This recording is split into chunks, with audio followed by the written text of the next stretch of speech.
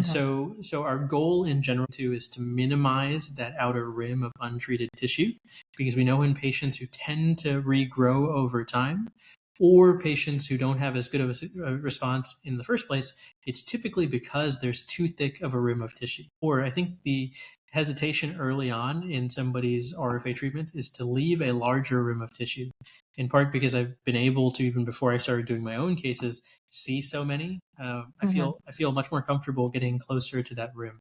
There will Mm-hmm. always be a rim of somewhat untreated tissue at the periphery. Mm-hmm. That's normal, and that's actually advisable in most cases.